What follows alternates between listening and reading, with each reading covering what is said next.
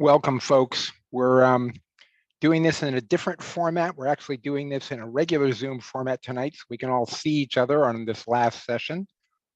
You may have to scroll between a number of different screens, and we're just going to wait another 30 seconds. People have been pretty prompt about coming in. I should have introduced myself. I'm Tim Glidden, your moderator for this evening.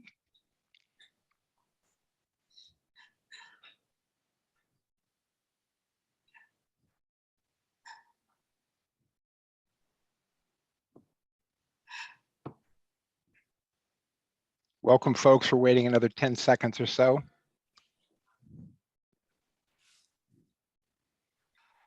And Lots Tim, of it just great occurred folks to me, coming in. Yeah, go ahead. She likes to see people's faces, so people can be encouraged to turn on their cameras. Sure, sure.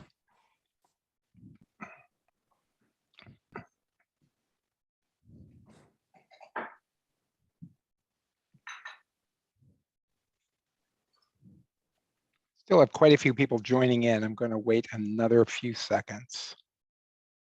It's a lovely Trillium, Lorraine, as your avatar. I like that.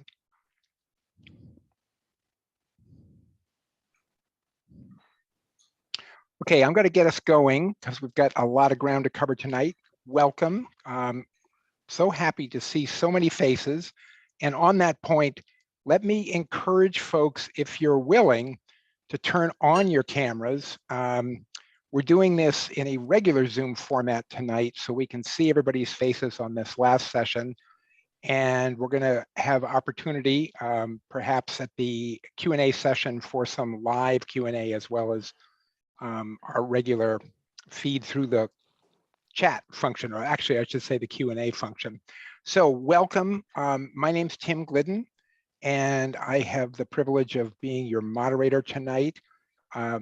Many thanks to the Cathans River Education Alliance and the Brunswick-Topsham Land Trust for co-hosting.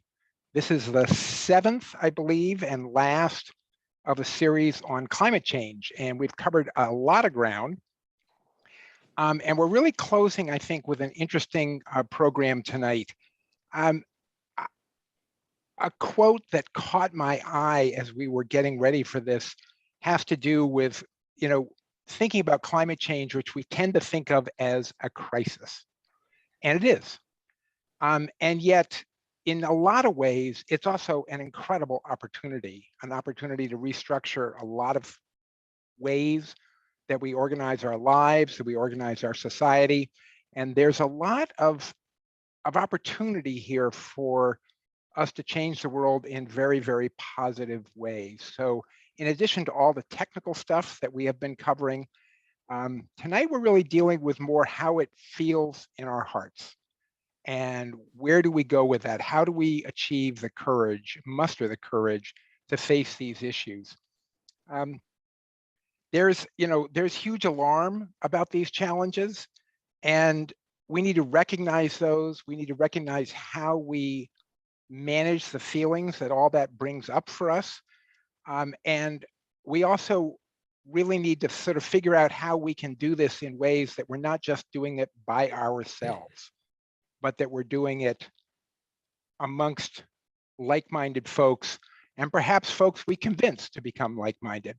So with that, I want to introduce, we have two great folks who are going to be with us tonight, Dr. Hallward and Ogechi Obi. Dr. Hallward is the host and founder of Safe Space Radio, which, as you might guess from that name, is actually a radio show. And it's also a podcast, which combines compelling storytelling with practical guidance to give people the tools they need to find their own courage. She's also a psychiatrist working out of Portland, Maine.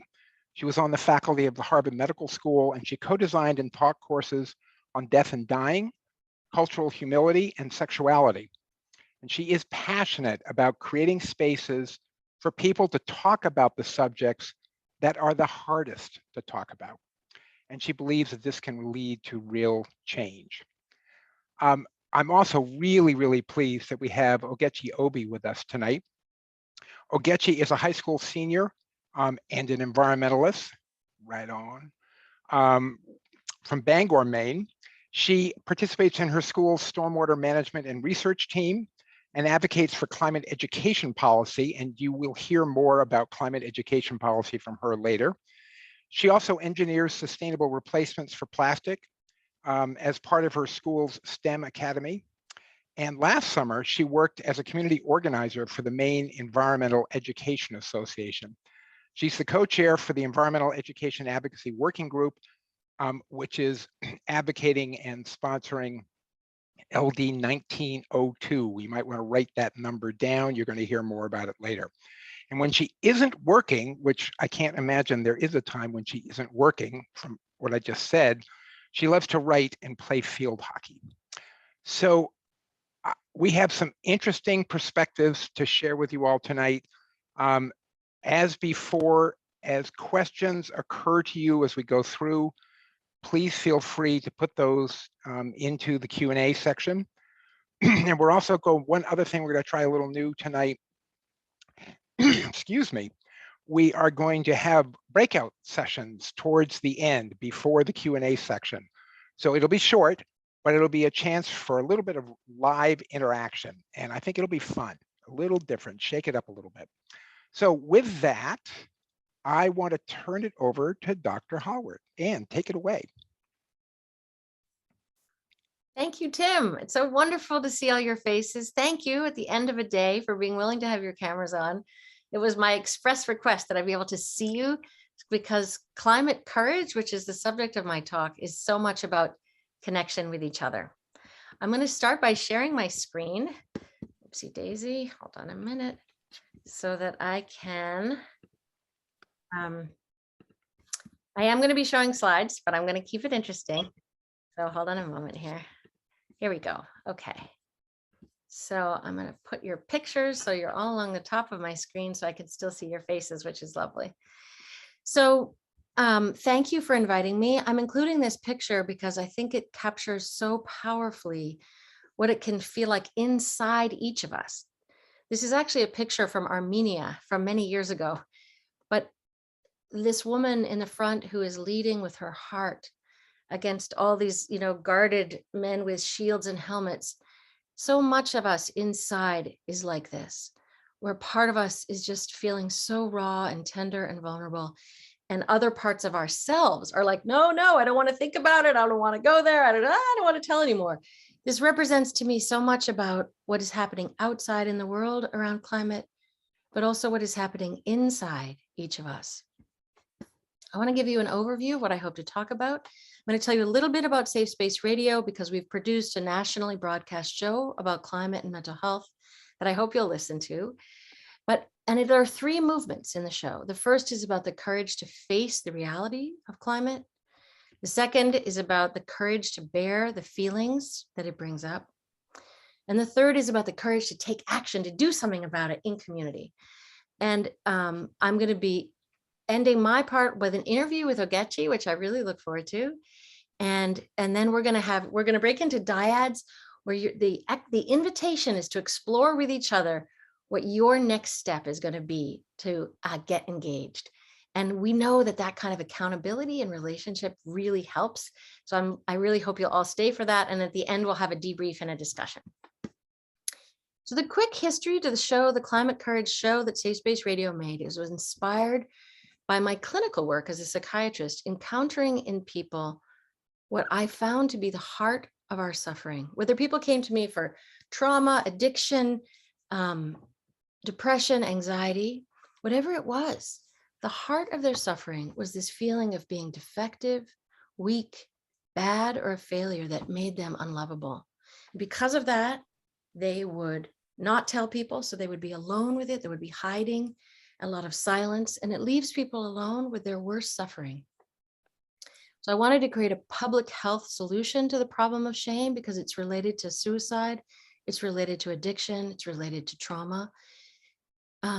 And I suddenly realized that if you look at this picture of this statue, this is from a garden in France, the person is covering their face. If you do a Google search about shame, these are the images that all come up. People are hiding their face. They don't want to look. They don't want to be seen. And an image really is sort of being in the closet where it's very alone. We're hiding.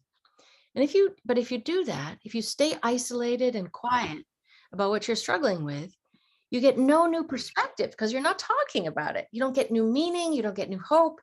You don't get a sense of belonging to a community. And there's a feeling of condemned isolation and an ongoing source of shame, fear, and hopelessness. And this happens with climate. We all get very siloed. We're afraid to talk about it. And it leaves us paralyzed and very ineffective. So this is a little word cloud. This is like when we begin to put things into words, we come out of the closet, we can find community, and we also begin to help others who are struggling with it. So hold on a second. I'm going to just, I think this will be, there we go. That's a little bit better. Okay. So let me figure out how to advance the slides. Here we go. Shame is important to distinguish from guilt. Guilt is I did a bad thing. It's very specific to behavior. And it tends to be what's called a pro-social emotion. It makes you want to make it right. It makes you want to go apologize and repair and do something about it. Shame is a little bit the opposite. It's very global. It's about a sense of self as if I am a bad person. And it leads to that hiding and avoidance and isolation we spoke about. And the reason we often get these two things confused is that they often go together. So there's like a global feeling of like, I'm a bad person because I did this specific bad thing. And so when there's shame overlaying your guilt, you tend to avoid. This is a word cloud I made from all the different feelings that people have reported to me that they have about climate change. And some of these are the obvious ones, you know, fear, anxiety, hopelessness, grief, and so on. But shame is a feeling that we have in climate that we don't tend to talk about because shame makes us want to avoid. And so I do want to talk about that a little bit today. So we talk about anxiety, fear, overwhelm, despair, and so on. But climate shame, that sense of badness, can accompany, especially I think for the older we get, a sense of moral failure and weakness about not having done something about it earlier. And that makes us feel so, guilty that we avoid. And an example of this might be, for instance, especially for those of us in Maine, you know, we hear, oh, with climate, you know, there may be however many feet of sea level rise, right? Many, many adults that I have talked to will confess to me privately that they have gotten that app out on their phone that calculates the sea level that they are at, that their house is at, to find out, am I going to be safe? And then if they find out that their house is well above the sea level rise that's anticipated, they're like, phew, I don't have to do anything. And then they feel really guilty because they've really just been looking out for themselves. I think a number of older people also do secret age calculations. Well, we'll say, oh, you know, by 2050, you know, the parts per million of carbon dioxide in the atmosphere will be such and such, and this will be the consequence. And people calculate it out and think, oh, well, thank God, I might be dead by then. I'll be okay. This is a thing that people who confess to me with great shame, that it's part of what I think what makes us less effective is when we kind of look out for ourselves and then feel very badly about it. So part of the importance of being a community is we don't have to hide these things. So many people are doing them. And the more we can talk about it, the better. One example of shame is, you're all familiar, I'm guessing, with the carbon footprint calculator. I heard about this. I went out and did it. I had someone come do this like home efficiency exam of the insulation in my house everywhere and look at the efficiency of my heating. And, you know, we did this whole calculator. We did all these changes. And then I recently learned that the carbon footprint calculator was invented by British Petroleum as a strategy to get people focused on individual behavior instead of corporate regulation and government legislation. It was like, no way. I had no idea. And it was brilliant. I have to say, whoever they hired to help them with that strategy was absolutely brilliant, because as long as I'm focused on my individual responsibility, I'm not taking the kind of mass action that would regulate British Petroleum and other corporate fossil fuel companies. I'm not looking for government action and corporate action that would actually make a change. So as long as we focus on individuals and getting individuals to feel guilty and bad, we disempower people, we isolate them, we silence them. So shaming people is a political force that is very disempowering. It does not help us. Carbon offsets even also a way of like paying off your guilt. Oh, I'll just pay, I will do this thing, and then I'll just pay a carbon offset for it so I can keep not changing my behavior and not feel guilty. It's a sort of guilt management strategy, but it doesn't lead to large scale change. So this is a story. When I had the great honor of interviewing the man here on the right. His name is Ibrahim Rasool. He was imprisoned with Nelson Mandela in South Africa. And I interviewed him about his work. He was the ambassador to the US when Nelson Mandela was the head of South Africa. And he said to me, he had a very big role in the Truth and Reconciliation Commission in South Africa, and as they moved from an apartheid government. And he said, well, Anne, do you know about the role of the psychiatrist in South Africa's TRC, Truth and Reconciliation Commission? And I said, no.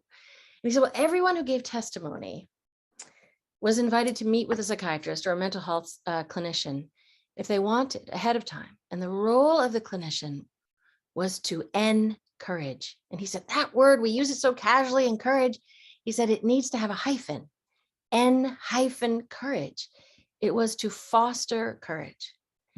And in this interview, I have to tell you, I did a terrible job. I botched the interview because I was weeping. I felt like someone sort of handed me my vocation. Like, that's it. That's exactly what I wanted to do.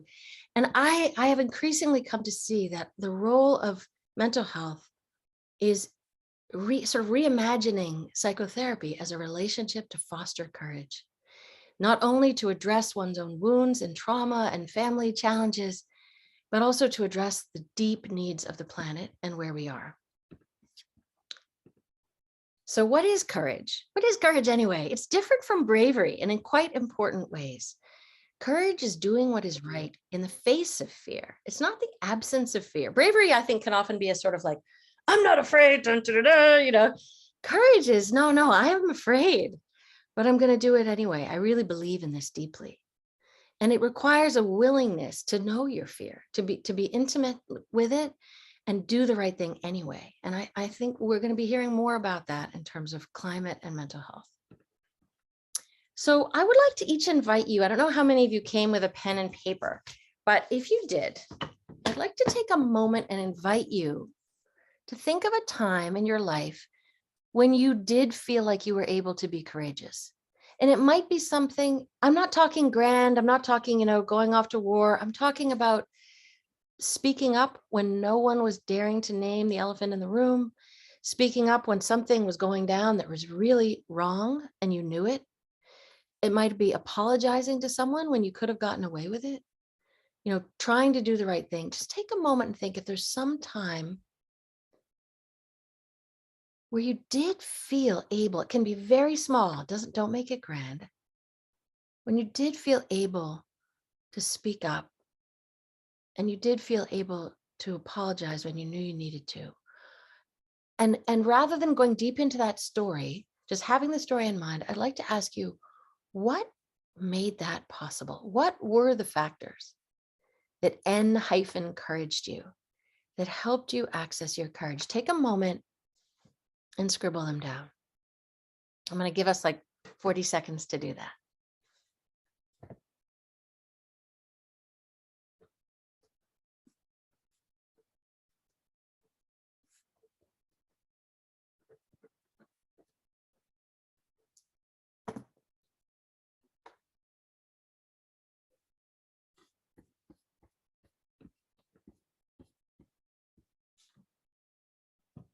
Okay, and I would encourage you, if you can't think of one now, to take some time and do this later.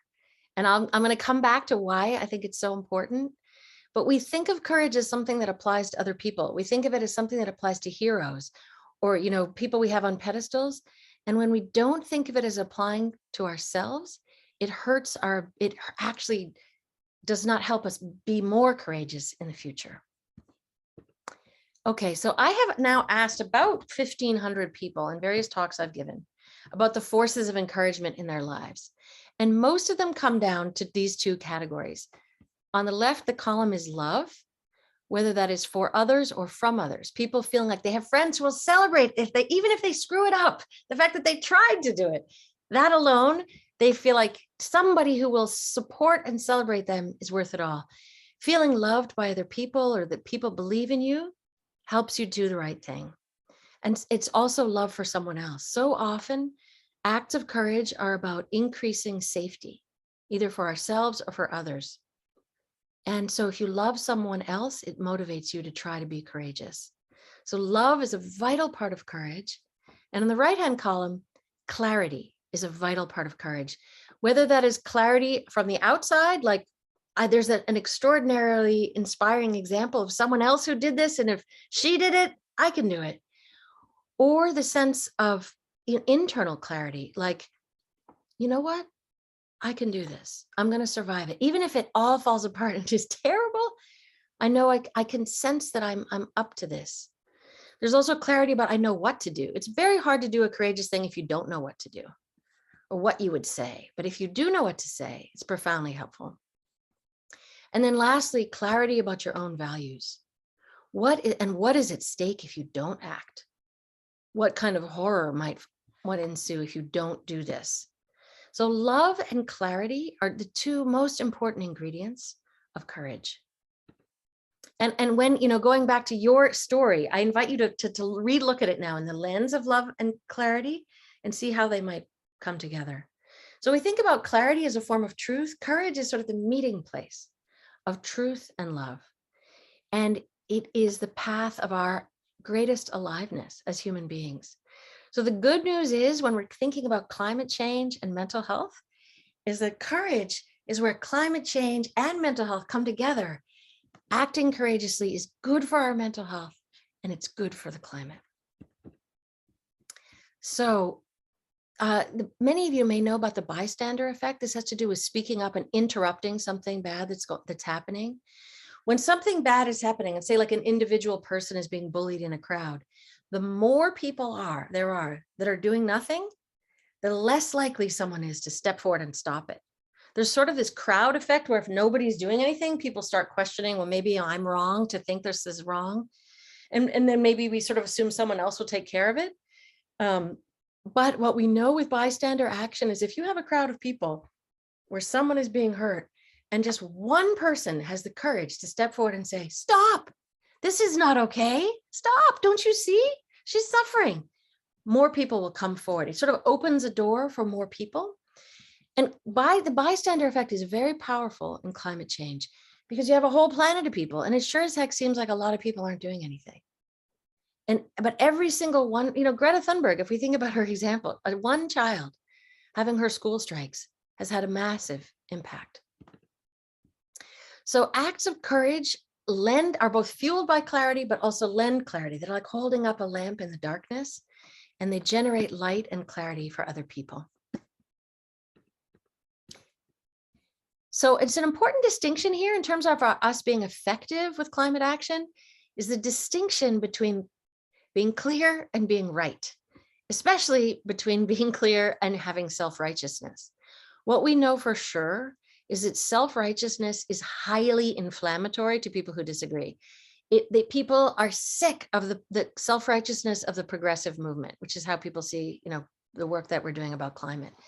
So I would propose that it is very important for each of us to work with tendencies towards self-righteousness and really to put that aside in the service of clarity from the perspective of love. I'm from Montreal originally, and the word courage comes from the French word courage, and the word cœur in French means heart. Acts of courage are seen through the eyes of love and must be heart-driven and not from self-righteousness. This is ancient wisdom. Lao Tzu said, being deeply loved gives you strength, but loving someone deeply gives you courage. Motivating our work for climate from a position of love renders us more effective and ultimately more mentally healthy. This quote about psychotherapy is one of my all-time favorites. What is therapy for? Therapy is to help someone acknowledge, bear, and put into perspective those feelings that until now have been unbearable. Now, I always joke that gee, that would not be a good marketing line for going into psychotherapy because yikes, who wants to deal with unbearable feelings? It sounds really scary. But if we're talking about climate, we are talking about feelings that can feel unbearable. And the work of psychotherapy to help people acknowledge, as in face the reality of climate change, to bear the pain of it, to put it into perspective, to see it with clarity and compassion, and then to address it, is very much like the work of therapy. And so again, the movement for our own mental health is similar to the movement to address climate change.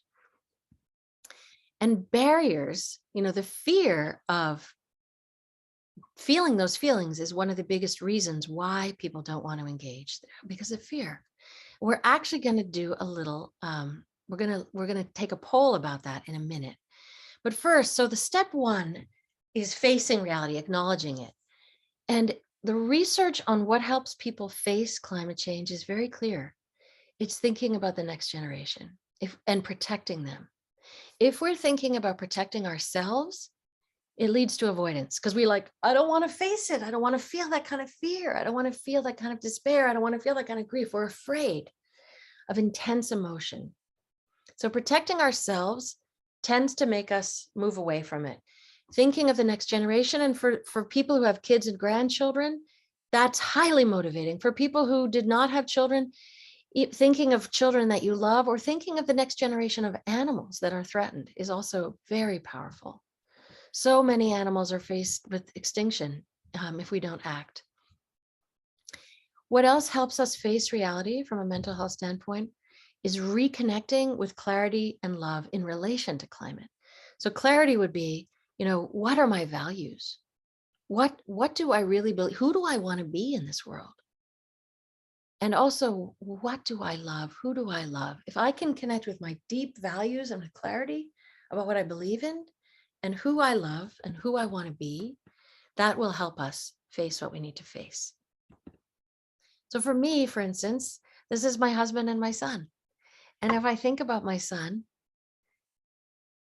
I feel like I must act. And it really helps me act from my heart, again, informed by who I love. R.J. Lifton, who's a psychiatrist whose work I very much admire, he did a lot of work on after World War II. He interviewed prison guards at Auschwitz. He went and interviewed so many Auschwitz survivors. He also went to Hiroshima and interviewed people from Hiroshima. I think he's published 22 books about sort of major human disasters. And I was asking him about how he accessed his courage to do that and to face those painful realities. And he said, after a while, I started to think of myself as like, this is what I do. And that helped, like, I'm the person who does this. And the more he thought like, oh, this is what I do, the more it helped him keep doing it. So this is why I'm inviting you in all seriousness to really think seriously about examples of your own courage. And I don't mean that in some like self-inflated, obnoxious, arrogant way. We're socialized not to ever think of myself as courageous. That seems self-aggrandizing. But I mean it in a much more humble, quiet, in your heart way, that you know that you are capable of courage, because that will help you access it inside. Step two is, again, what is therapy for? To acknowledge and bear, and then, unbearable feelings. So step two is bearing the feelings. And I just listed some of the main ones that I hear in my office. And I want to tell you, when we made the climate show a year and a half ago, I was hearing from my patients about once a week, someone would talk about climate feelings and fears. I am now hearing about it almost every day. And something about that maybe in January, when you have a turnover of the new year and people are sort of facing like, oh God, where are we? Sort of in a new way.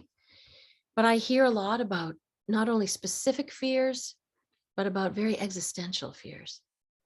I hear about anger, especially from the younger generation, feeling very betrayed by those older. I hear about hopelessness and despair, loss of faith, giving up. I hear a lot of confusion and paralysis, like, I don't know where to be effective. Where should I channel my energy? What should I do? And then I also hear a lot of great sadness and grief about the future. So I want to spend a little bit of time with each one, because I suspect that none of us are strangers to any of these feelings, that we can find them, all of us, inside ourselves. So fear, the biggest thing to know about fear, as well as shame, is that it grows in isolation. Fear is fostered by isolation. And if we go and talk to someone, it already begins to help with fear. Don't hold your fear by yourself. It's part of why working together as a community to address climate change is so powerful, is that it helps us, the group helps us overcome our fear. And acting together does support our mental health. And also the courage of one person is contagious. There's this great building. In the show, we interview a climate psychologist, Renee Lertzman, and one of the things she talked about is the real importance of not using fear to motivate people to take action. She said, if you use fear, you will actually foster more paralysis, foster more despair and avoidance. And you also foster, interestingly enough, more rigid thinking. When we're afraid, our thinking tends to get very black and white, very all or nothing, very rigid, and not nearly as creative and expansive and strategic as we need to be. So fear is not helpful when it comes to strategy. And so when we're communicating with people and we want to bring them along, we do so if we communicate from our heart. If we share our vulnerability with others, it invites them to meet us there and to join us. It's much more inviting and effective. So now I want to talk about anger. And anger tends to be very generational. And there's of course exceptions to this, but young people tend to feel more angry, betrayed, and abandoned. And for older generations, there can be more of a feeling of guilt and remorse. And what is very important is to acknowledge, yes, I've lived several decades, heating my house with fossil fuels, driving a car with fossil fuels, and I am determined to make it right. I am determined to commit to, making repair by taking action. And people are often afraid of anger. They see anger as a very divisive, a very destructive force. Particularly women are socialized, not to express anger. What I work with people to do is to see anger as a tool that provides fuel, energy, as well as clarity. So if you're really angry about something, it's amazing how clear you are about what is pissing you off. It's very powerful. Acting from anger is not very effective, but using it to get clear with yourself about what you're upset about and using it to harness that energy, very effective. And it's important then again to work with self-righteousness and that need to prove I am a good person before taking action, because that ultimately will be self-defeating. So hope. In the show, I interviewed a woman who's chosen not to have children because she feels like she really doesn't know that she trusts there's a future for her children. And, many, many people, I believe it was a New York Times survey, shows that 38% of young people are taking climate change into account when choosing whether to have children at all and how many to have. And to choose not to have a child because of climate, it's very, very poignant. It's very powerful. And what she said she decided in the end was that hope as a noun, she wasn't sure she had hope, but she could choose to have hope. To choose hope as a verb, which I thought was really very powerful. To choose it is also very empowering. Rebecca Solnit has written a great article in The Guardian that Caroline will be sending out to you in an email after tonight. I think you'll get it tomorrow. And I just want to give you some of the highlights of it, but I encourage you to read it. It's a wonderful article on the importance of hope about climate change. She said, pay attention to the good things that are happening. There are so many good things. People are doing so much that is inspiring. I'm going to be playing you a short audio clip from our show about that in a moment. And also seemingly impossible things do happen. At the time, nobody might have thought that marriage equality would actually pass. Nobody would have thought that the entire island of Britain is almost entirely coal-free now in terms of power. There are so many things that we might never have thought could happen that do happen. And it's important to remember that. Also, the indirect consequences of climate action, even if something doesn't necessarily happen right away, like some of the activism around blocking the Keystone Pipeline, there was so much that came about that, afterwards, in terms of the empowerment of Native children who saw their community as really having a voice and meaning. It empowered various politicians to run. It empowered intertribal councils that had not been happening for years to take place. So what we need to know is that climate action has indirect benefits that are incredibly powerful. So many solutions already exist and are cheaper. The cost of wind power and solar power have now become affordable. Things are happening. And also Rebecca Solnit talks about the importance of letting ourselves be nourished by the beauty in nature, by awe in the face of nature and connection to it. That is how, again, we fuel our love to keep us going in this work. One of the people I interviewed was a little boy, a 9-year-old boy, and he talked about that his real crisis with his emotions that were so hard with climate change were a crisis of faith in humanity. He's like, are people making the world worse? He's just a 9-year-old child, scared to death about could he trust human beings to do the right thing? And I think what's important here is that we need to imagine people doing the right thing in order to believe in it, in order to picture it, which will help us work for it. It's really important that we give people the benefit of the doubt. When we're talking to someone to bring them into the cause, talk to them as someone that has good intentions. That brings people in, than talking to them as if that they don't. Using our imagination to imagine the world that we want and to believe in it helps us work for it effectively. Okay, so the last of the kind of difficult emotions that I want to talk about is grief and sadness. And I want to just tell you personally, I remember the moment as a mother. My child was maybe 6 months old. And I remember the moment when I realized I probably wasn't going to know him for his whole life, right? Like I was going to die before he did. And I suddenly thought, I'm not going to know this being that I love so much for his whole life. And it was just so painful. And then, on top of that, realizing what is the future he faces? Will there be millions of climate refugees fleeing, rising sea levels in countries all around the world? Will there be massive extinctions? Will there be more fascist authoritarian xenophobia that we know comes up in context of fear and threat? And the grief for this person that I want to protect more than anyone on the planet, the grief over what he might suffer and the kind of opportunities that might not be there for him is profound as a mother. And it motivates me to do something about it more powerfully than almost anything, that protective instinct. Oh, I told you I was wrong. There was one more feeling. So grief versus depression. This is very important that I want to talk about this distinction. Often we are afraid to go into our feelings about climate when we're afraid that we're going to get depressed. And there's a real important distinction between grief and depression that I would love to make very clear. The very first lecture on psychiatry that I ever attended, they talked about depression as a sort of static pit. It's a pit that feels lifeless, sort of like a death pit. You can't get out of it. It just feels so much despair. Grief is very different. Grief is dynamic. It's like, I think of it like a river that you can wade into, pick your feet up and trust that the current will carry you. Like if you think about swimming in the Saco River, I used to swim in the Saco River as a child. You wade in, Saco River would carry you down. And then when you were ready, you would swim to the bank and you would be in a new place. It would have carried you somewhere new. Grief, from a psychotherapy standpoint, is an agent of transformation. It carries us to a new place. And grief is all about love. We grieve for the people that we love and the things that we love that we lose. So grief is about love, and it is fundamentally transformative. We can trust our grief to carry us. So if you think about the word emotions, right? Emotions move us to new places and they have energy to get us moving. We can trust them as a source of energy and aliveness into taking action.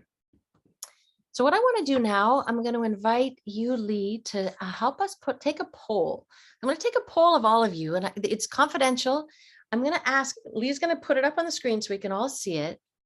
And I'm going to invite you to check off every one that applies to you about the emotions and obstacles for you to take more action on climate change.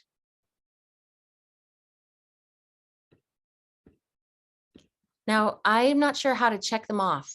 What do you do to actually check them off, Lee? I can't do it. It's not letting me check them. Yeah, Caroline, I can't tell either. Do you know? You set the poll up, so I'm not sure why it's not. Yeah, getting that- I can't actually take it. Oh, wait, someone did. Okay. Where did, how? Yeah, it's not working for me. Oh, Sometimes the hosts Yeah. don't get to do oh, it. maybe the host can't fill it out. We set Anne as a host. I'm guessing that is the reason why. Yeah, that's why. Oh, good. Well, I'm so glad you can. So I'll be quiet now and let you read it and fill it out. I'm only able to do one, not multiple of these. Yes, it says that- single choice. We were supposed to be able to check all of the ones that were relevant. Okay. I think we maybe have had some tech issues. Check the one that's most important to you if you haven't already checked one. Okay. I just think something I would consider in a poll like this is like monetary, means. Some people can't afford to do recycling. Some people can't afford, to have electric cars, everything that the future is going towards. It's kind of hard to imagine some people's economic positions to be able to afford that kind of lifestyle. So that's just something I would consider the next time you make a poll, is that should definitely be an option. Yeah, so put that in on for other, Awesome. Yeah. please. I'm not saying that's my personal, I'm just saying I know that that's a lot of reasons why people say they don't do this, that, and this. Anyways, Yeah. awesome. Okay, so I'll be quiet again and we'll take more time. Me too. And somebody who, yeah.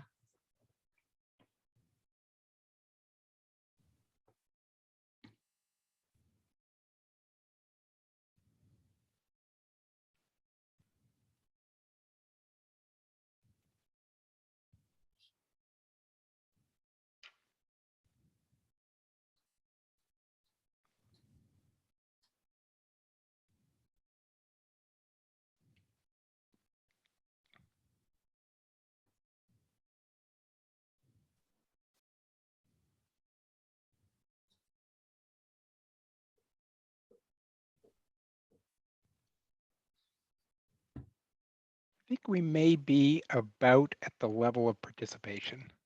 Okay, so I'm going to just hold it there. What I would like to do while we can all still see it is make a note to yourself if you have a place to write something down.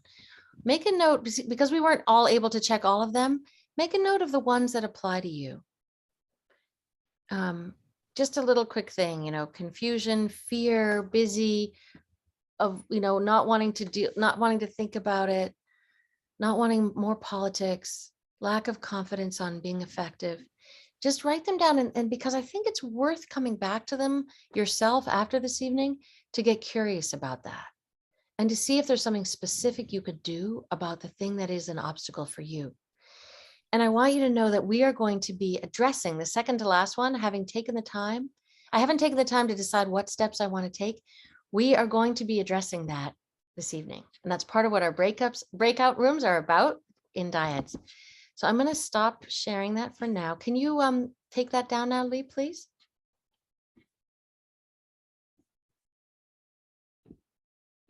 And what I want to just notice, can you remove it? It doesn't seem to be removing from my screen. Try clicking the box. Yeah, in I'll check upper the red. I right. just checked the red box. Okay, good. So yeah, just check the red little dot at the top left of the poll for you if it's still not on your screen. So bringing curiosity to your own obstacles is you might be surprised about what you find. I think the take home for me from that poll tonight is a lack of confidence and effectiveness is the most powerful one for all of us. Not being sure that we know how to make a difference. So let's make sure we talk about that more later. In the interest of time, I think I'm going to keep going. So the last thing I want to say before we move on to talking with Ogechi is taking action with others. What we know for sure is that individual action, speaking about that lack of confidence, is much less powerful than acting together. This we know for sure. Communities offer inspiration to keep us going. They offer companionship, which makes it sustainable. They offer accountability. We got to show up. a range of skill sets so together we can make something happen. Clarity about, we learn so much and they foster our determination. Communities are also more powerful and therefore more effective. So when you think about climate action, I'm interested in making it sustainable. So it's ironic, right? But we need to be sustainable about our actions for sustainability. And what are the ingredients of sustainable action? It needs to be life-giving, not just for the planet, but for ourselves. It matters that it's sustainable for us. It needs to feel like it uses your gifts.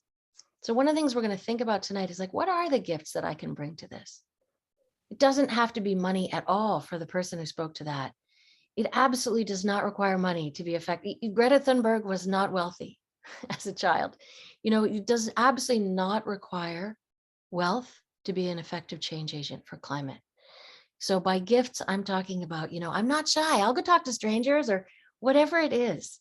And it needs to offer joy, not only in the successes of making something happen, but also the joy of being together.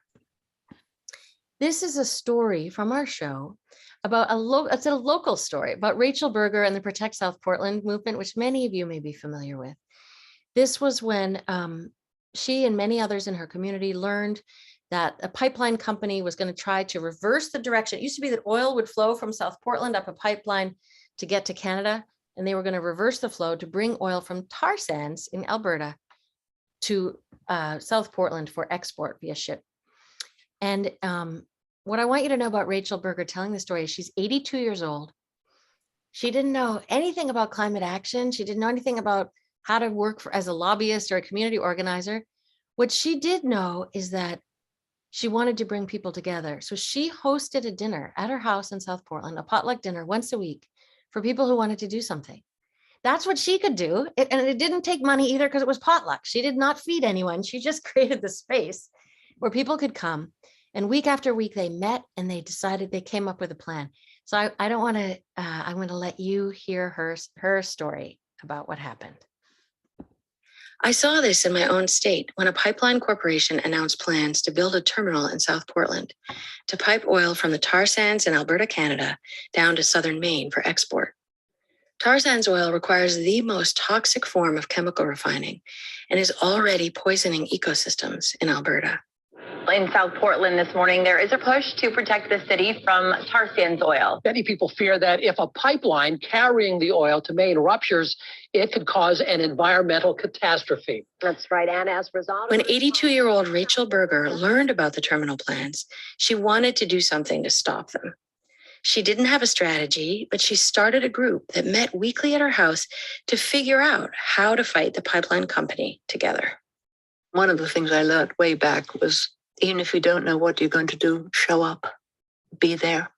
One of the people in the group wanted to write an ordinance, and we were told from the city that we had to have 900 signatures to be able to put it on the ballot. This was all for me, a new learning thing. So we needed people to do door to door to collect those signatures. In that process, we got close to 4,000 signatures when all we needed was 900. That was the energy that was going into this. Lots of people said, I just love that we can finally do something together. And I think they felt the strength of that. But as the movement started to gain traction, the pipeline company caught on. They started a disinformation campaign, and the ordinance lost by 193 votes. The group didn't give up. They wrote a new, clearer ordinance, and they testified in front of South Portland City Council. One meeting after another, more and more people would come. We must think of our future children, children's children. And for the people who feel that the money from the oil and jobs are more important, you don't have jobs on a dead planet. This is not just a South Portland issue, but an international issue. We object. We most passionately object. Thank you. Thank you very much, sir.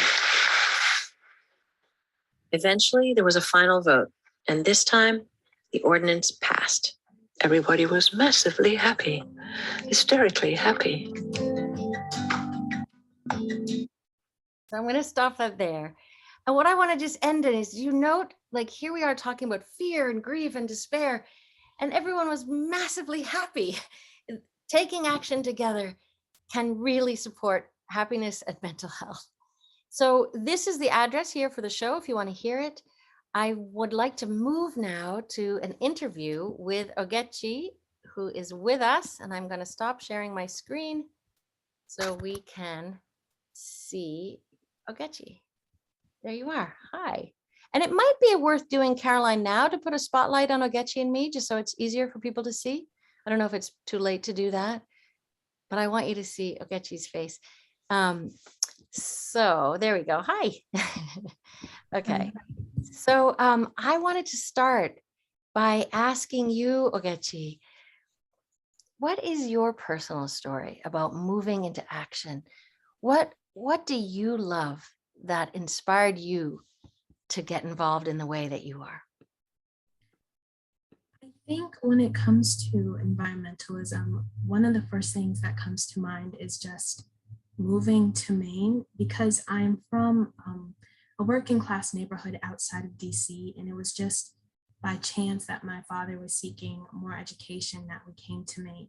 And I will never forget that feeling of actually, entering this part of the country and seeing stars for the first time in my life. I mean, my parents weren't really able to take me and my sisters outside of, our neighborhood outside of our city. So just that feeling of wonder to see the stars and just to be outside and the air is so clean and it's just beautiful.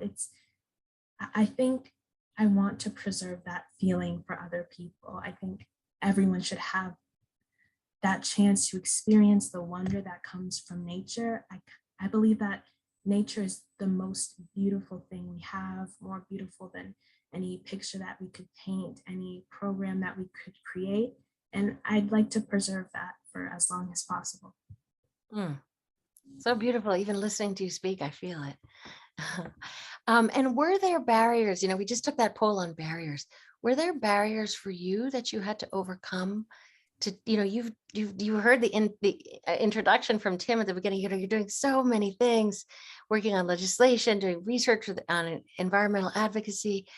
Were there things that kind of like barriers you had to overcome to take the actions that you do? Absolutely. I mean, I'm by nature very shy. I was much more shy when I was younger. But even today, like I still hesitate to even, jump into situations for my environmentalist work. And it really comes down to asking myself if I would regret not standing up and saying something, and if I would regret holding these beliefs and just not acting upon them, like as you said earlier, with that bystander effect. So it kind of becomes a situation where I have to ask myself to be more than myself in order to make positive change. So that helps me, I guess, push through my shyness and to be able to do these things and to be able to work in these groups. That's so beautiful. That's such a wonderful example of courage, like be more than myself. This is doing what's right in the face of fear. Thank you. Thank you so much. So I want to ask you, I understand that last summer you did some research interviewing people about what some of the barriers were for them to get involved. And can you tell me, what did you learn from those interviews? So I did a series of interviews when I was working with the Maine Environmental Education Association. And I interviewed some youth activists, both local and some based in South Portland.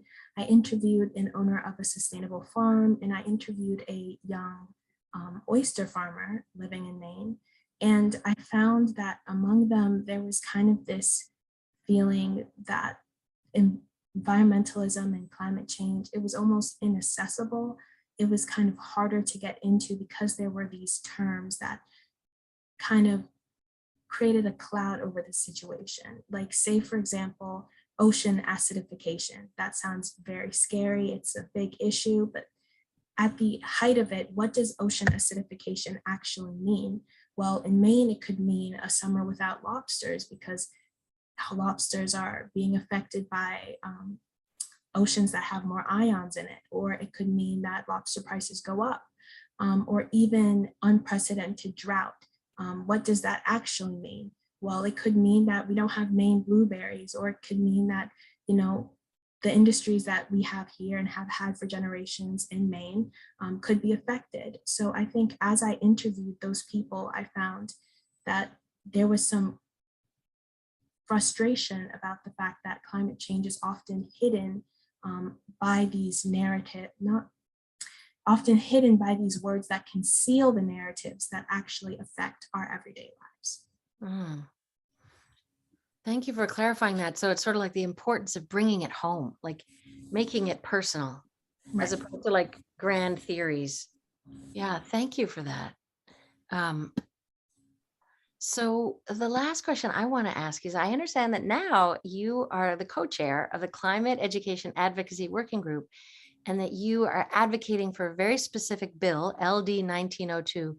Can you please tell us what it is and what we can do to help you support it? Right, so LD 1902 is the bill name for a resolution to implement a pilot program to encourage climate change education in Maine. So basically what that bill will do is allocate, hopefully, if the Appropriation Committee agrees, $3 million of funding to create this starter program to help encourage this model of schools applying for grant funding so they can help build their own climate change education systems. It also creates a method for schools to partner with local organizations, such as the organization I worked for over the summer, so they can continue to build upon their existing systems. It also has money and funding for professional development, which will help teachers fulfill those next-gen science standards. And it's part of an initiative, Maine Won't Wait.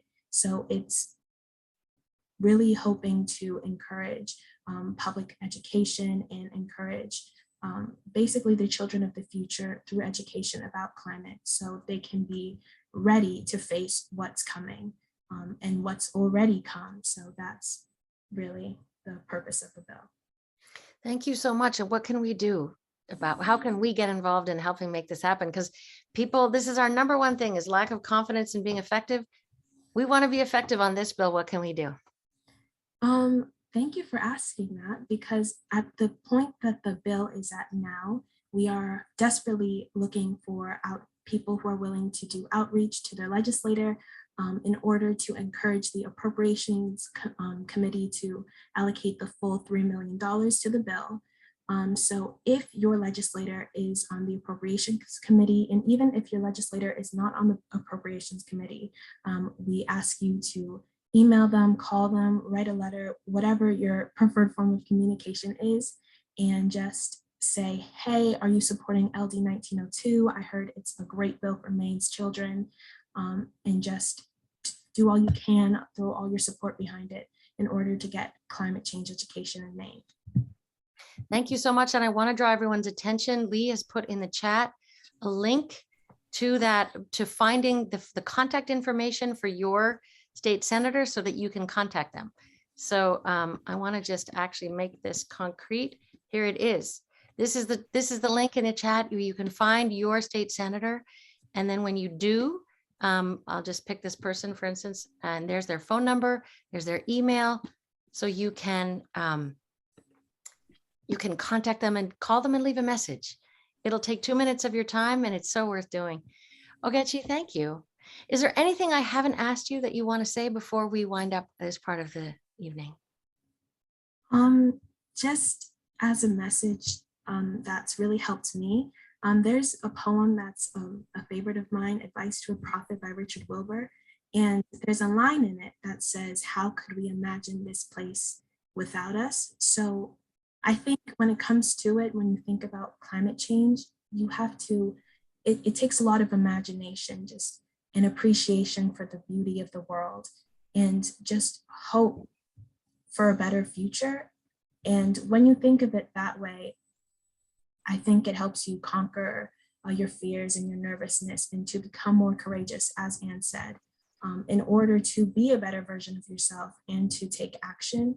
Because I mean, as a person, I'm not a researcher, I'm not a scientist, I'm not a legislator, I'm not a president, I'm not a senator, but I still think it's important personally that I do the most that I can, this talents that I have, because it's going to take more than one person to solve the climate crisis. It's going to take every person and all their unique talents. And there's never going to be a time where your talents aren't needed to solve the climate crisis. So if ever you feel that fear, just, do what you can. And tell me the name of the poem again. It's Richard Wilbur's poem. What's the title of it? Advice to a Prophet. Advice to a Prophet. Thank you. I have a feeling Google is going to see a trending search for that poem. Thank you so much. So Ogechi, I really appreciate what you're doing and being such an inspiring example. What we're going to do now is we're going into breakout rooms. And what I want to do is, if you could lift the spotlight, please, Caroline or Lee, so that people can see this. Can people see this breakout? What's going to happen is we're going to automatically be put into dyads. And you're going to be partnered with one person, and you're going to answer 3 questions. And you're each going to have about 4 minutes each. So it will be gone for about 8 minutes total. The 3 questions are: what touches your heart most about climate change? I loved Ogechi's image of the stars and the beauty. What inspires you to want to get involved? Secondly, what skills do you bring? Is it legislative, financial, educational, fundraising, outreach? What is it? And then what aspect do you want to address most? Is it energy? Is it transportation? Where do you feel like you most want to take action? And then lastly, can you commit to one action to the other person? Because we know that accountability makes all the difference. So I'm going to invite us to get broken up into our dyads, and we'll all come back and wrap up together and then have some Q&A. So please go ahead and assign us. All right, I'm just finishing the last couple details. They're going to be, I believe, 5 minutes. Is that what we agreed to? 4 minutes each, so 8 minutes total. Okay. All right, here we go.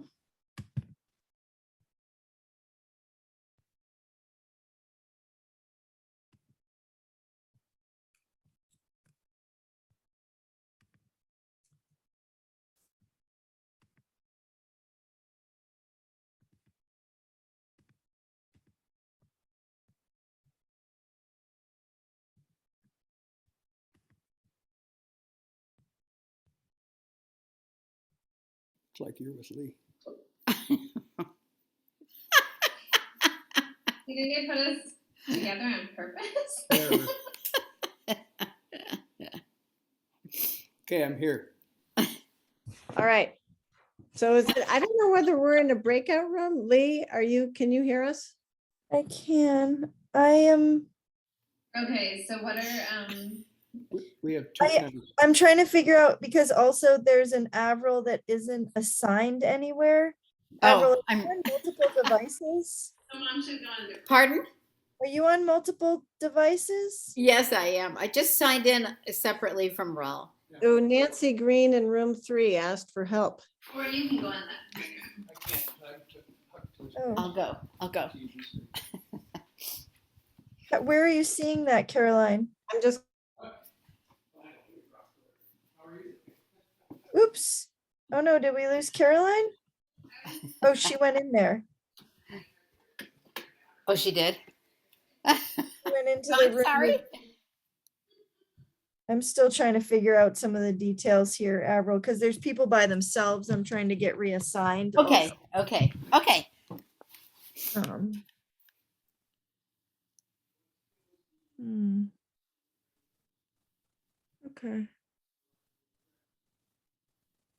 think that's it.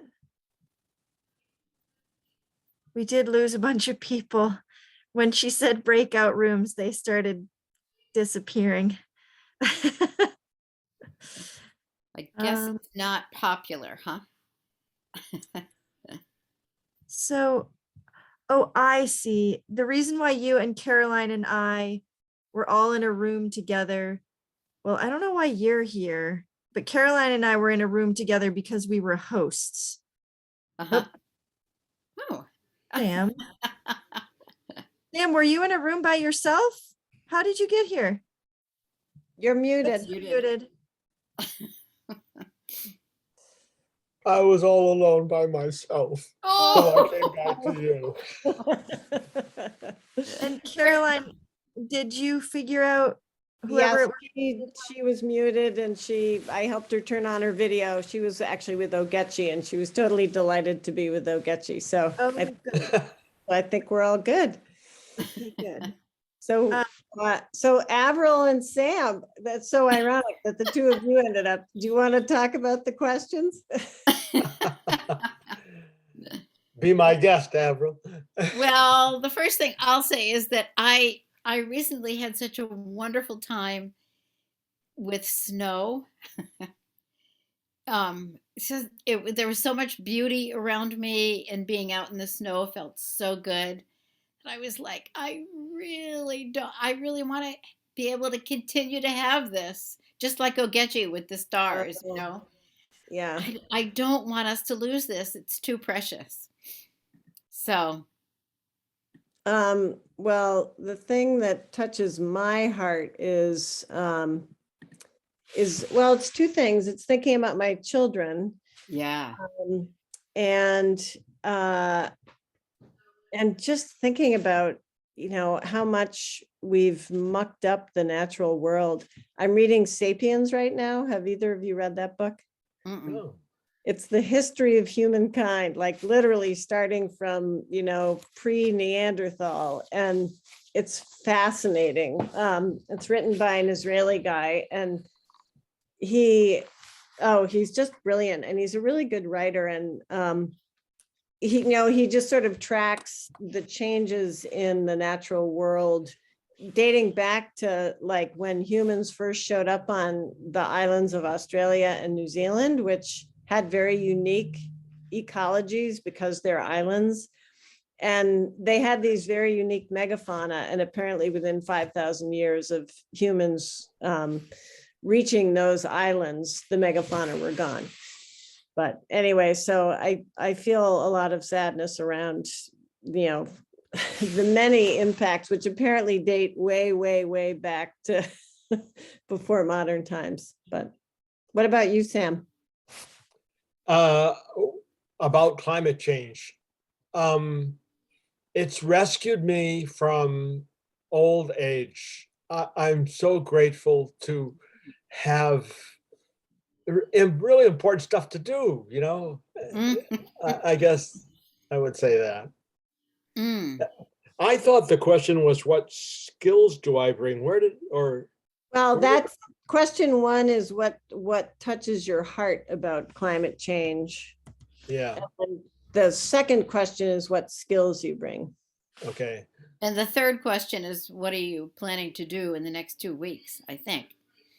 Yeah, what touches my heart? I didn't really answer that. I think, I have grandchildren and I do care deeply about them, but I've been doing a lot of reading with a book group in my church, learning about rewilding. And I think I get as emotional about what's happening to the natural world, what will happen if we don't do something. Yeah. Yeah. We're reading a botany book, which is not terribly exciting, but we're also reading Wendell Berry, so he's wonderful. Yeah, I do feel as though rewilding is sort of we actually did we had a speaker on that a while back, and I just think that's it's a really tangible thing that you can do, and it feels so satisfying to take a disturbed, altered environment and try to give it back. I was in where were we? I was in LA recently, and was looking at the places where people had vegetated what's called the hell strip, between the well, there's Madge. Hi, Madge. You're muted. I am. I wasn't during the breakout session, but anyway. Is our time over already? Yeah, I think we didn't get the alert, Caroline, because we were in the room. Look, here they come. You'll all be back, and I'll remute. Good night. Welcome back, everybody. People are popping back in. We just had barely enough time with my partner to share some interesting thoughts, great ideas.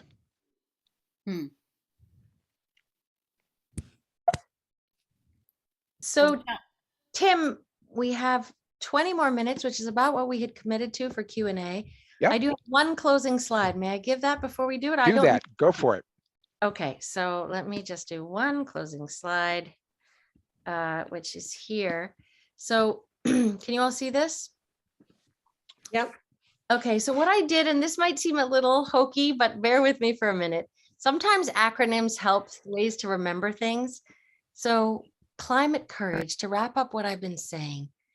So the first thing is to be with, to listen with curiosity and share your grief, fear, and pain with others. Don't suffer alone. And to connect with your love for the planet, for kids, for animals, for future refugees. Connect with people that you love and places that you love to fuel you. Seek clarity about how you will act. What are you good at? What do you enjoy that you could keep doing and making a contribution?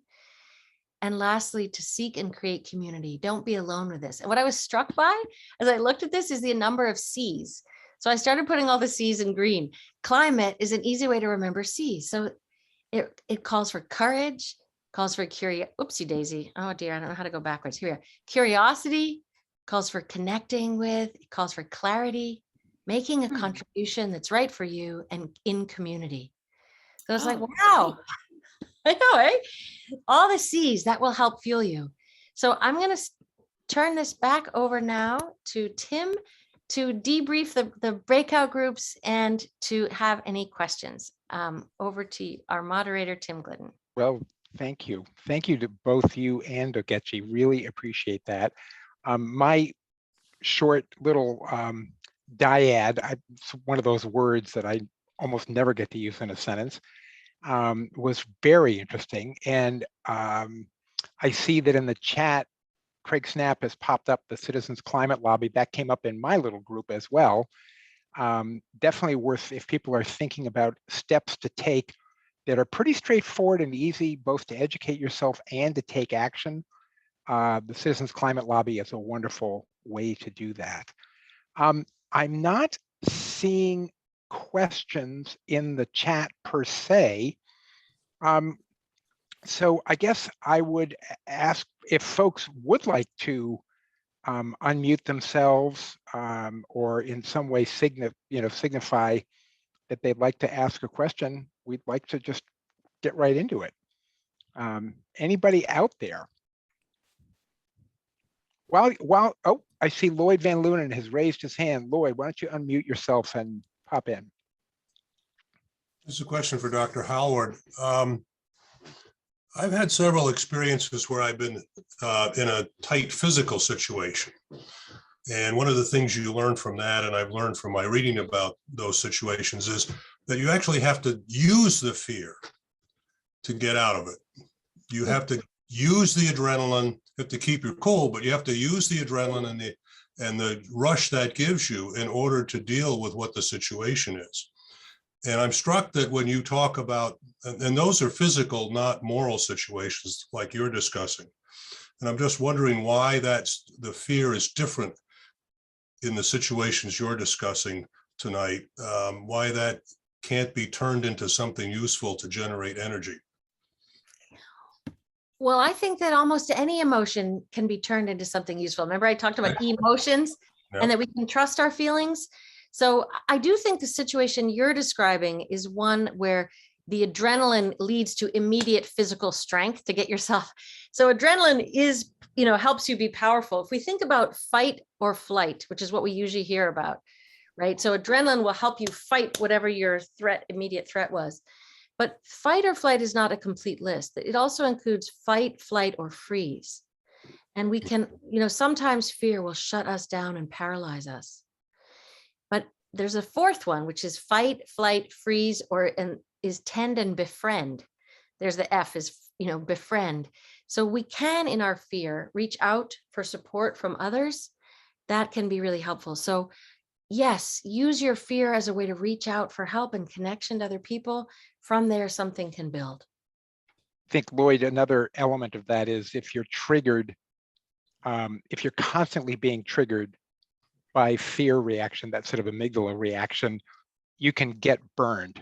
Just it helps in the moment, but after a few days of intense fear, it's hard to sustain that physical capacity. But metaphorically, I think it is something to challenge. I mean, to tap into as a source of energy. Craig, I see your hand up. Yeah, thanks, Tim. One thing that occurred to me, I had a nice dyad with Lorraine, and thank you, Lorraine. It occurred to me after I signed off that for me, I mean, climate change is a huge issue, right? Huge global issue. How can anybody do anything? Well, there are some straightforward, simple things that you can do that might bring about policy change, which ultimately is what has to happen. We have to have real changes in the way we live, and you know, legislation can make a big step forward in that. So, for example, I remember the Citizens Climate Lobby chapter in Brunswick, and a simple thing is to contact your legislators every month. And there's always something you can say. And that makes me feel that, well, maybe I can make an impact at the policy level. But then the other thing is, you never know whether that's going to do anything, is to try to do something personally. I mean, can you compost your wasted food? Can you buy an electric car? I mean, can you switch to solar energy? I mean, there are things you can do as an individual without having to convince anybody else. Just look in your mirror and change the way you do things. So I think I would recommend balancing those two things, both trying to do something at the big level and trying to do something at the personal level. I think it helps to do a little of each. So that's all I have. Thank you. Thank you.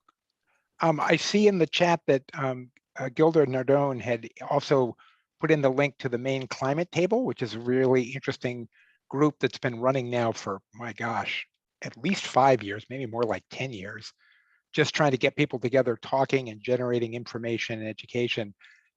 Gilda, feel free to weigh in with more on that if I'm mischaracterizing it.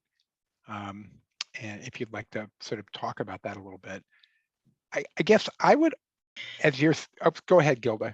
I was just going to say, I've been part of an intergenerational climate change group this past year that the Maine climate table has helped facilitate. And that has just been such a wonderful opportunity, once I climbed over being considered an elder, to really connect with young people around climate issues. And I can put a link to an article that that recently has been published about what we've been learning about communicating and acting together across generations. So it's been a great learning opportunity for me, and I think we're now really ready to start acting on what we've learned about working together and getting to know each other. So, you know, I think that's really important. Thank you. It actually sort of segues to a question really elegantly that I had for Ogechi, really, which is if she has any suggestions for how to make the kind of connections that Gilda was just talking about. You know, is there support that you would need, that you would actually find helpful? My kids, I will confess, just say, Dad, just get out of the way. You know, old and in the way. But Ogechi, I don't know if you have any thoughts on how folks, say, of at least my vintage, can actually be helpful and supportive to the efforts that you are making. I think if you want to get involved, definitely shoot out an email, because the groups I've been working with are also intergenerational, and we are always looking for new members who have the drive to make change, whether you're young or you're older. And I definitely think it's also important to have older members to these groups, because age is wisdom, and it comes with a lot of knowledge of the past, of what the climate perhaps looked like 20, 30 years ago that I don't have.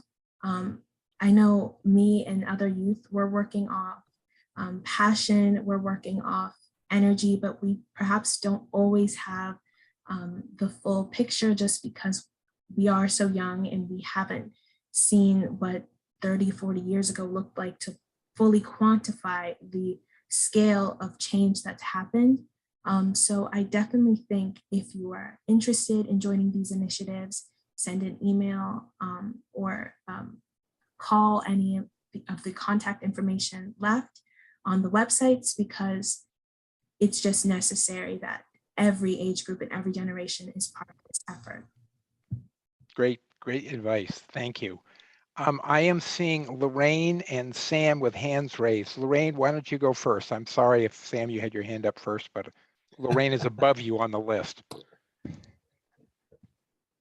Thanks, Tim. I just wanted to, I realize we have a diversity of people and probably a different level of income levels, but I wanted to just raise the question of money and corporations. And yes, individual action is all good for all. Policy action is critical, but I have spent my life asking, you know, with more or less success, like where does my money go? And also, you know, seeing the immense power of that corporations are having, how they can respond to consumer actions or boycotts or things like this, and how that can somehow decrease our fossil fuel emissions. So calls for de-investment. What's the disinvestment? Thank you. Disinvestment from the fossil fuel industry, I think, can be very powerful, or investing in renewable energies, and that kind of action. So sort of what I hear you saying is complementing sort of individual, sort of personal steps you take, and then policy steps. I would understand that to mean like calling your legislators, but then there's this third path of trying to act probably in concert with others to affect the behavior of the corporate players, who obviously do have an enormous power in our society. Right, and this goes down to the personal level also, those who are not in the sort of investment class, but if you have a choice of what you buy, you know, follow that through its ecosystem. Where did it come from? What was its energy impact for manufacture, shipping, Can I do better?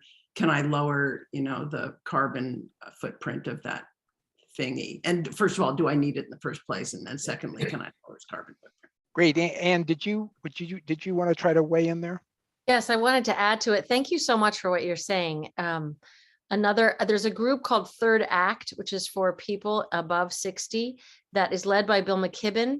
And because he got very involved with 350.org, and then he's really handed it over to young people. And Third Act has a campaign going to take your bank account out of the 4 banks in the world that are most financing the fossil fuel industries.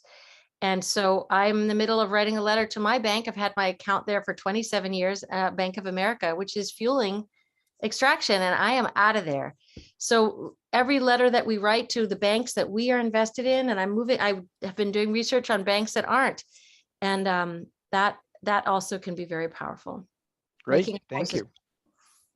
I'll just note that there's some interesting, they aren't questions so much as just resources popping up in the chat list, which is going to be recorded and I think shared out as a link to everybody. But Sam, you still have your hand up patiently. How do I lower it? I don't know. I have no idea. I can lower them for both of you. Like many of you, I think I've gotten to the point where I spend an inordinate amount of time thinking about this problem. And I get some good-natured ribbing from my family. I have the sense sometimes that people expect me only to be interested in this one thing. And the thing that I thought of to share tonight is that it's really important to get away from it now and then, whether it's a hobby, gardening or hiking or playing the piano or things like that, where you just let it all go. And I just wanted to throw that into the mix. I think that's right. And that kind of goes to the point that Ogechi made a while back, is, we the sources of energy, and now I'm speaking more personally, really I need to go back out into nature to recharge, and to see those stars, and for me to see the ocean. It's so important to get that connection. Either do it by yourself, or if it works for you, to do it with somebody else. But you do have to take a break once in a while. I'm totally with you. I am trying to sort of struggle to see if there are others as we approach the end here, who had a hand up or any further questions. There are some wonderful links showing up in the chat.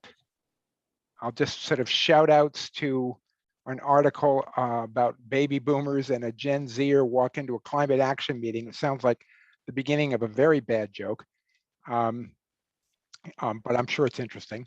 And there was also a link in there, or a question about the Pine Tree Amendment, which is an effort to actually bring right into the Maine state constitution. It's a movement going across the country to bring sort of a voice for nature, or a voice for the environment, directly into our constitution. Interesting follow-on to the food amendment that we voted on last year. Any other questions that folks have? I can't see everybody, so I'm just leaving a little space. There's a saying in the Zoom world that in Zoom you have to sort of wait for, like, you light a match and let it burn down. You just have to give that little extra space.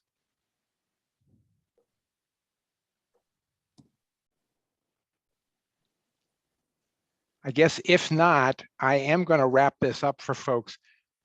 I'm very appreciative, I guess is the word. Anne Ogechi, thank you so much for sharing an evening with us, and inspiration and some real insights. I've got a page of notes here that I'm going to take back to think on. And this, like the other sessions, this has been recorded. We're going to share this back with all of you. And in that sharing, you'll see all the resources that are in the chat. We'll also be asking if any of you would like to connect with others to keep this conversation going. We'll create a way for you to express a desire to do that. So you can work with other people to take action in ways that you see fit, however that happens. And I guess I would want to share, I actually give a moment to both Caroline and Lee, just the sponsoring organizations here, the Cathants River Educational Alliance and Brunswick-Topsham Land Trust are two wonderful organizations. Caroline, why don't you go first? Sure, thanks, Tim, and thanks everybody for showing up.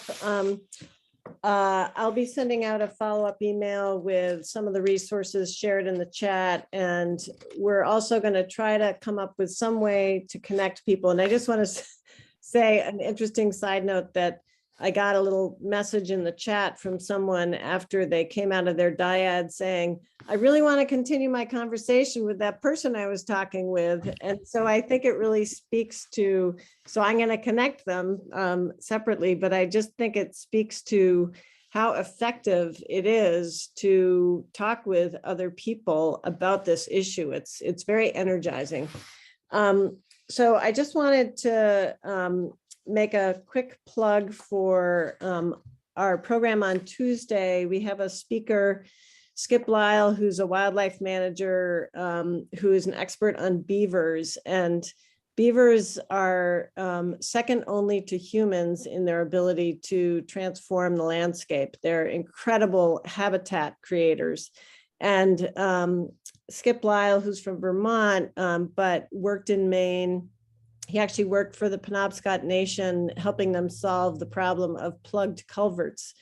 And he's all about allowing beavers and humans to coexist peacefully. And he's invented some devices. So that's going to be on Tuesday. You can find, you can register for that on our website. And then in March, Doug Tallamy, who's a nationally known entomologist from Delaware, is a fantastic speaker. He's going to be talking about the bottom of the food chain, which is the insects, and why they're important and what we all can do to support them, because they are being affected by climate and other factors. So, so that's it for me. Lee, take it away. Thanks, Caroline. I want to thank everyone for their participation in this series. Anne and Ogechi, we really appreciated having you tonight and sharing sort of the emotional side of this work that I think we're all trying to do. And I also want to say thank you to Tim and our volunteers that helped us coordinate this session, which I think has been an ongoing therapy session for all of us, where we've spent almost a year getting together talking about climate and how it feels to deal with this stuff and where we engage. And it's really been awesome to be able to talk with all of you about your experience and your knowledge and how you're engaging with this work. And I also lastly want to say thank you to Caroline, because she's done an amazing amount of work keeping us all organized and figured out. So I really, truly appreciate that, Caroline. And I would also make a quick plug for an upcoming program at Brunswick-Topsham Land Trust. We're in the midst of our Winter Garden Workshop series, which we do every year as part of our Tom Settlemyre Community Garden educational efforts. And our last event in the series is coming up on March 6th, so a couple weeks, but it's Spiro Latchis from the Living Soil Network, who's going to be talking about all the aspects of building soil health in the garden, including fungi and nematodes, and how to build up those positive parts of your soil, as well as associated with what we've been talking about, the important connections between your soil and the changing climate. So if that's something that interests you, that's also online, and you can just visit the BTLT website to get the registration link for that. And I'll actually put that in the chat right now to check out the BTLT event webpage. So again, thank you to everyone tonight for attending, and throughout the series for participating. Thanks, Lee. Thanks for all the effort. I'm going to close us out with a quote from Kate Marvel, who I do not know personally, but she's a climate scientist. And so here it goes. As a climate scientist, I'd like you to know, I don't have hope. I have something better: certainty. We know exactly what's causing climate change. We can absolutely, 1, avoid the worst of it, 2, build a better world in the process. No one is saying this is going to be easy, but it is possible. The biggest uncertainty by far in climate projections is what humans will do. So let's get to work.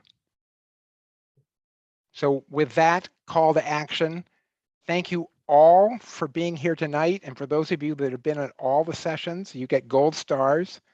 Thanks very, very much. And we'll see you around the place. Take care, everybody. Good night.